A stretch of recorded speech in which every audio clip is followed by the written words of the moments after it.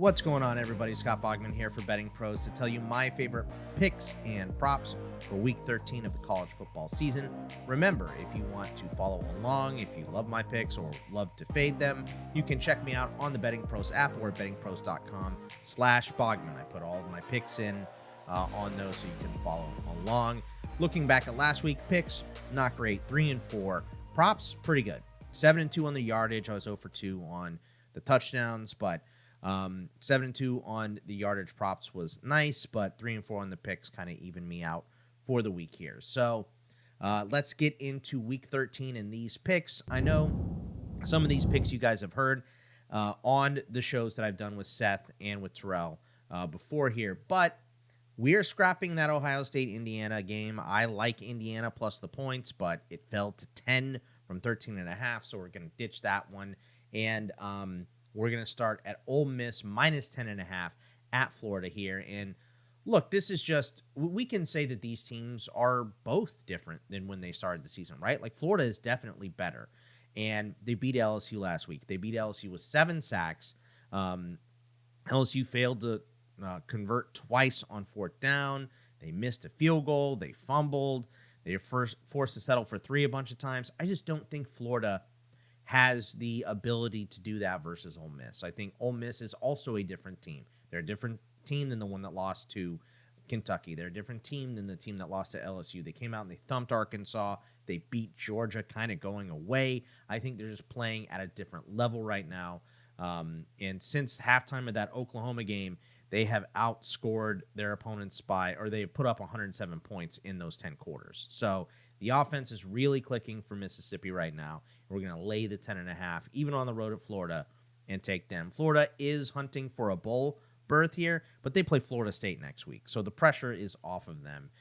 And if you want to say Ole Miss is in a, look ahead to the Egg Bowl, I mean, it's a rivalry game. That's maybe possible. Florida State is playing Florida next week, though. That's also a rivalry game, so they're both kind of in that same look-ahead spot, and Mississippi State is really not a threat for Ole Miss right now. So I love laying the 10.5 and taking Ole Miss in that game.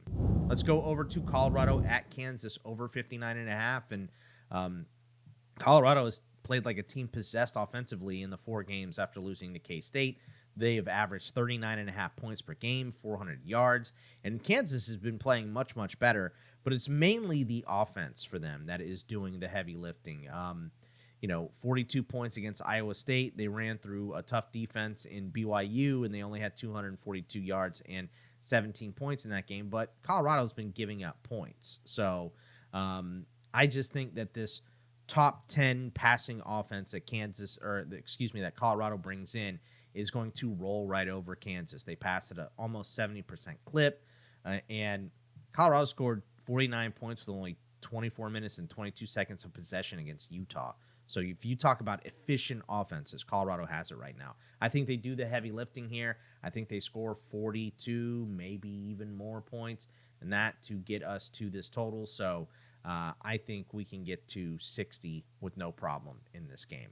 And I was wrong last week, right? That was one of the games I missed. I said Utah drags you into the mud, and Colorado refused to be dragged into the mud. So we're learning, we're adapting, and we're taking Colorado in the over this week. BYU at Arizona State. I'm going to go the over 48.5 in this game. And BYU has been clicking on all cylinders recently on offense. But the one big factor in this game is that Arizona State has a terrible blitzing defense. And Jake Retzlaff, the quarterback for BYU, is just so much better in a clean pocket. ASU's been putting just no pressure. Retzlaff's adjusted completion percentage drops from 75.7% in a clean pocket to 53.4. His turnover-worthy play rate goes from 2.1 to 8.2 if he's under pressure. And ASU has just not been putting pressure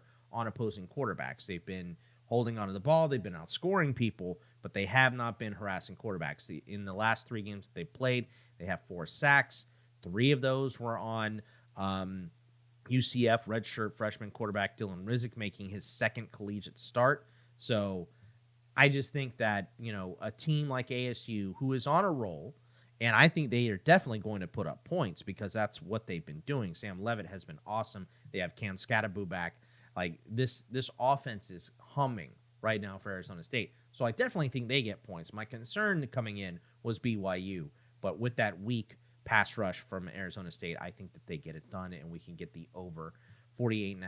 We're going to go with a combo here. We're going to take Rice minus 6.5 at UAB and under 51.5. And Rice has just been playing better football since they fired former head coach Bloomgren here. They beat Navy 24-10. They held Navy to 260 total yards.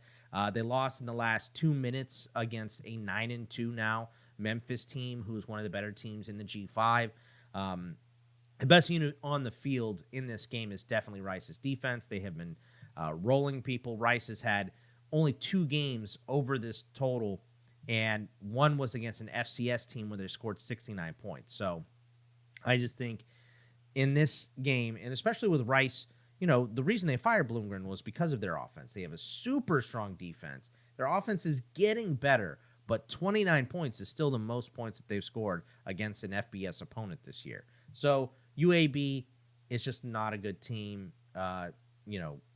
We're looking to fire their head coach here soon, I think. So I think UAB is a bad team. They are at home.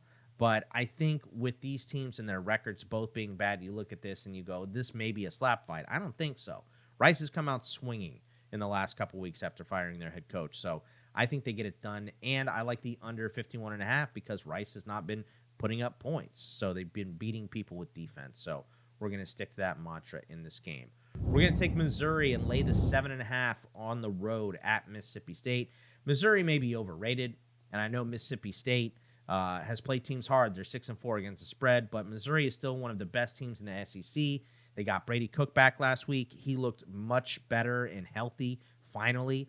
And Burden and Weiss are going to shred the secondary, even if Drew Pine has to come in and play quarterback. I just think the way Missouri is playing, the way they played tough against a really good South Carolina team, and we know Mississippi State is in an absolute look-ahead spot. They want to beat Ole Miss. That is their sole focus on the season, is to beat Ole Miss in the Egg Bowl next week.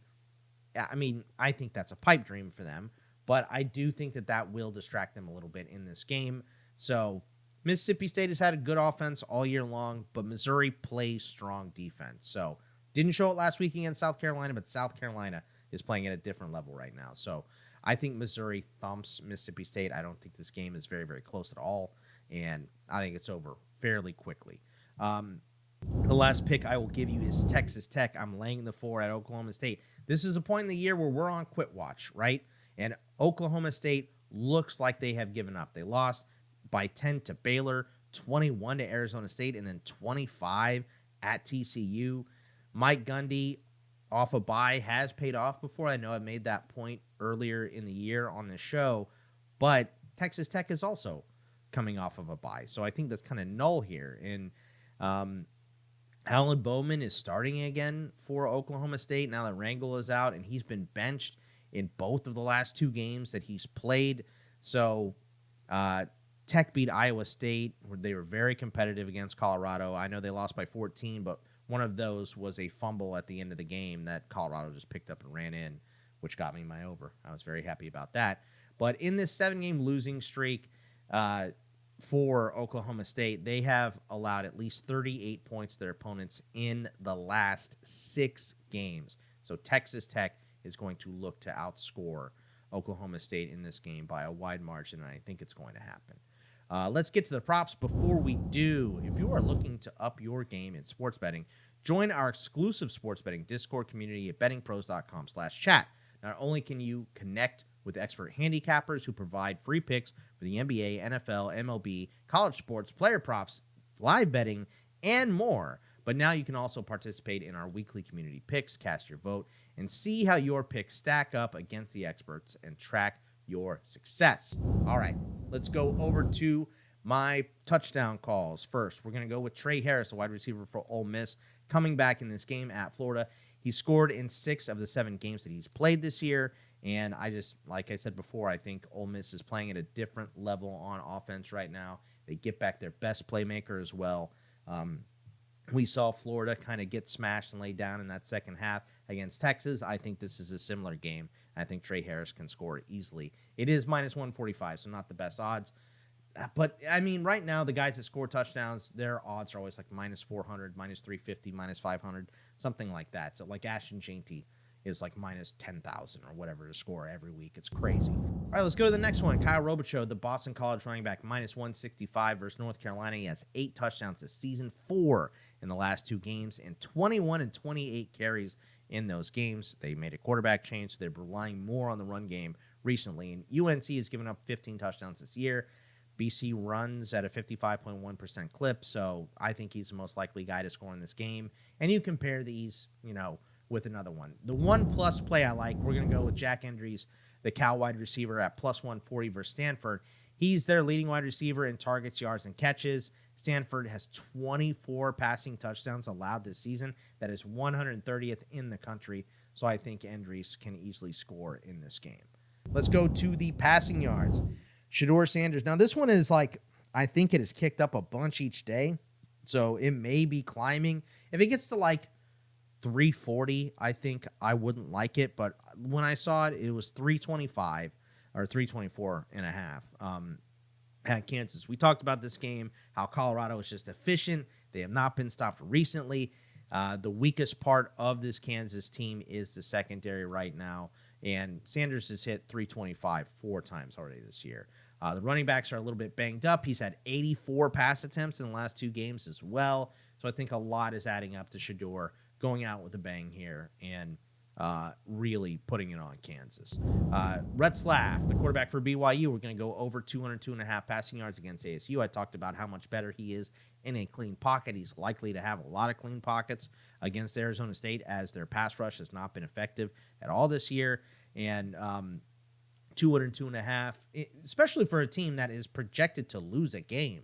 If you're coming back late and you're throwing the ball, you could get a lot of that on the final 2-3 drives. So I think Retzlaff is one of my favorite yardage props this week at 202.5. Josh Hoover, the quarterback for TCU, over 302.5 passing yards versus Arizona. He's hit this in 6 of 10 games, 2 of his last 3.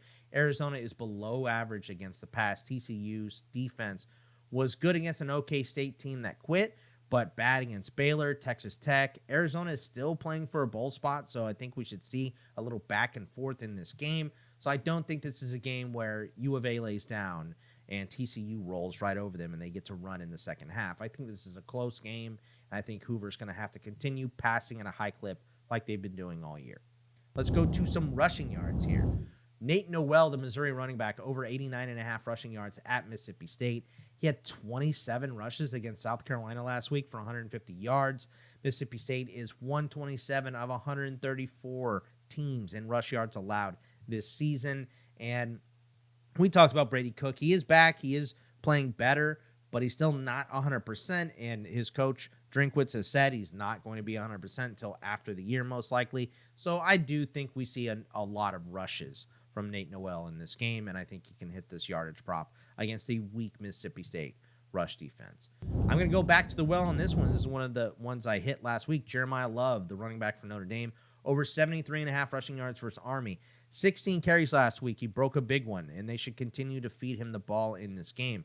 I see this one playing out similar to the Navy game. I know that Terrell and Seth did not agree with me on that, but I just think Notre Dame has been pushing teams around, and they've been playing with an edge ever since that NIU loss, and they've been rolling downhill.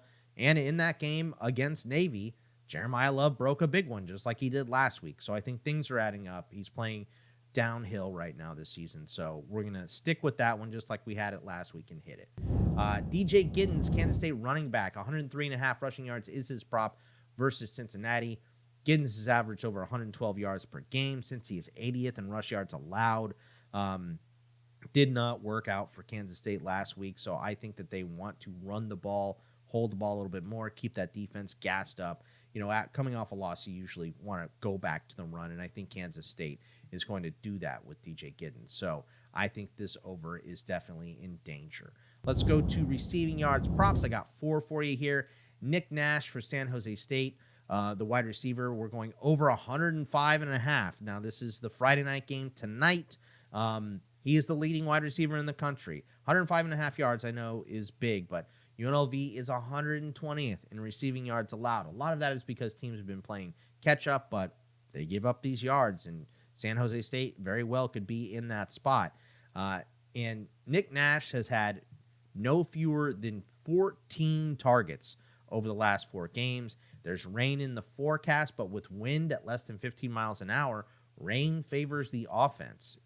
Defensive guys are backpedaling and more likely to slip than a guy running straight forward. So without the heavy wind and no snow like we saw in that Thursday night game in Cleveland last night, and that it's not happening in San Jose. So it favors the offense. So I think we like this total a lot. I'm going to look, Restrepo I love, but I'm going to go with his teammate Isaiah Horton here, the Miami wide receiver, because his total is only 59.5 receiving yards, and it's against Wake Forest. And this is a weak secondary. Wake Forest is terrible. Horton has averaged 8.8 targets per game over his last 5. He's averaging 57 yards per game, but he has big spikes in that 5-game stretch of 83, 85, and 71. There's games where he had like 17 and 34 also. So he is a little dicey, but I just think Miami needs to use this game to springboard confidence going into the ACC title game. And, I think Horton's going to be a big part of that. We're going to go back to ASU and go with Jordyn Tyson, the ASU wide receiver, over 84.5 receiving yards versus BYU. He's passed this in 3 of his last 4. Last week, 17 targets, 12 catches, 176 yards, and 2 scores. I like this game to be a shootout. As I mentioned before, I think BYU is going to be able to score because ASU does not, pressure the passer at all, really. And I think what ASU has been doing, they can score on anybody right now with the way that they've been peaking. So Jordyn Tyson should be a huge part of that. And my last player prop, Elic Ayomanor, the Stanford wide receiver, over 56.5 yards receiving at Cal. He's hit this in 3 straight. And against Cal, Gadsden and Pena passed this last week. Mann for Wake Forest had 110 yards against them. Walker for Oregon State, a team that doesn't pass a lot, even had 58 yards here. So 56.5 for a guy that is going to be a very high pick in the NFL draft. He's a big body wide receiver. He can box out those corners. I think that he can get that easily. So that is all of my picks and props for today. Next week, the show should be a little bit earlier because of the holiday and everything. So I believe the show will come out on Wednesday next week. But that is it for me this week. Remember, you can follow me at Bogman Sports on Twitter. I'm on the Blue Sky now, just Scott Bogman there. And of course, you can tail all my picks over at BettingPros or on the BettingPros app or at bettingpros.com/Bogman, Bogman. That is it for me. Good luck in your bets, and I will see you guys next week. Take it easy, everybody.